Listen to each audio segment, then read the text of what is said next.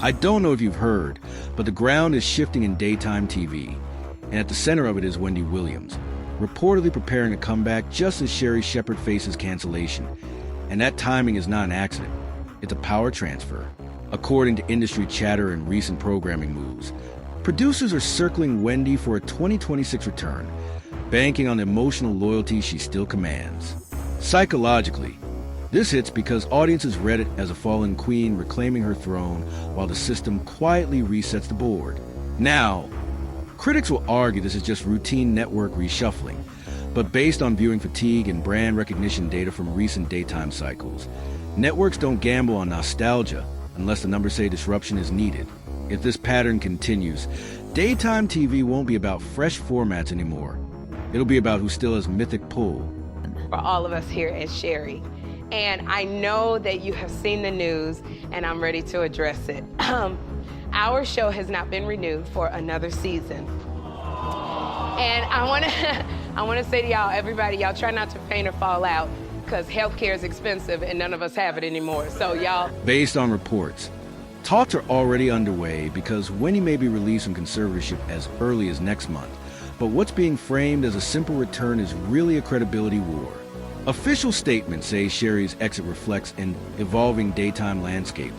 Yet data from recent election cycles of ratings and advertiser demos shows her show was stable, not sinking, which raises a real question.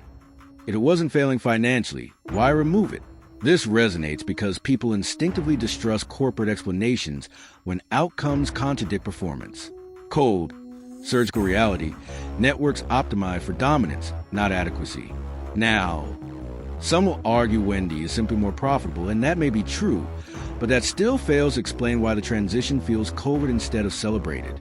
If this continues, the next fight won't be over airtime, it'll be over narrative ownership. Those people don't understand when we are in power, the battles we gotta fight that you will never know. So what is really going on here? And why does Sherri Shepherd suddenly sound like someone trying to justify her own survival? That emotional moment people saw wasn't random. It was layered. It came when she was talking about America's Next Top Model and the renewed backlash against Tyra Banks. And that context matters, because psychologically, when someone defends another public figure who's under attack, they're often really explaining their own fear of becoming the next target. According to audience reaction patterns and media trend analysis, viewers don't just respond to scandals anymore. They respond to perceived injustice inside systems of power. Sherri framed Tyra's actions as product of a different era, a different set of rules, and an industry that rewarded toughness over compassion.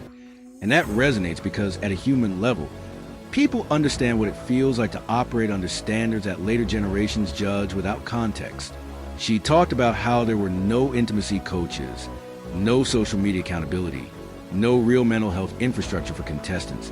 And that wasn't just historical detail. That was a subtle indictment of the industry itself. Her argument was that Tyra fought for inclusion when the system didn't want it, pushing for diversity in race, body type, and identity long before it was profitable to do so. And psychologically, that lands because audiences are torn between moral clarity and emotional complexity. They want accountability, but they also want to believe progress came from struggle, not cruelty. Critics will argue that this sounds like excuse-making, and on the surface, that's fair, but that still fails to explain why Sherri became so emotional in that moment. According to behavioral psychology, when people defend controversial power figures, they are often signaling their own vulnerability within the same hierarchy. This wasn't just about Tyra. It was about what happens to women who rise inside a system built by men and then get punished for the conditions they survived in. Sherri kept repeating that people don't understand what it takes to stay on air. And that line matters because it reframes fame not as privilege but as endurance. Data from recent audience trust studies shows viewers now read emotional breaks as authenticity rather than weakness, which is why this moment felt less like commentary and more like confession at a deeper level. She was describing a system where you either adapt or disappear, and that resonates because people everywhere feel trapped between moral judgment and economic survival. And when someone starts explaining how hard it is to remain visible, what they are really revealing is fear of erasure. The timing makes it sharper. This breakdown happened just as her own show was quietly being prepared for cancellation. Now, Some will argue she was simply contextualizing history, not defending harm. But psychologically, context offered under pressure becomes a shield, not just an explanation. This moment hit because audiences could feel that something larger was at stake. Not just Tyra's legacy, but Sherri's future. If this pattern continues, daytime television won't just punish bad behavior. It will rewrite the rules of who gets forgiveness and who gets replaced. And that's why this moment didn't feel like TV. It felt like someone... To keep a show on the air, there are things that we have to do that people will tell us. If you want to stay on the air, this is what you got to do. And we got to weigh the options. And sometimes we make bad decisions and we look up and we go, in hindsight, maybe I should not have done it, but I just want to open the door and give a platform to people who look like me. When you listen to Sherri's words closely, they start to sound less like casual reflection and more like a subtle warning, a way of signaling that she knows the ground beneath her is shifting. People familiar with the situation say that behind the scenes, tensions were already simmering over contract disputes, pay negotiations, and demands to restructure her workload in ways that clashed with the studio's profit-driven agenda. Reports suggest she wanted fewer tapings, higher compensation, and the flexibility to pursue other projects. Reasonable ask for someone keeping the show afloat. Yet the network framed her request as difficult, and suddenly the conversation about cancellation shifted from business optimization to an invisible power struggle. Cold, surgical analysis shows that even though her ratings were solid and revenue positive, networks regularly favor volatility over stability when they believe a more high-profile figure can generate larger audience spikes, which is exactly what we're seeing with Wendy being positioned as the ultimate comeback weapon. The story deepens when you consider production accommodations allegedly lined up for Wendy: a multi-level penthouse, a mechanical stage chair, personal drivers, a chef, and life coaches, all designed to maximize her presence and protect her physical and mental health, while simultaneously ensuring she remains a ratings magnet.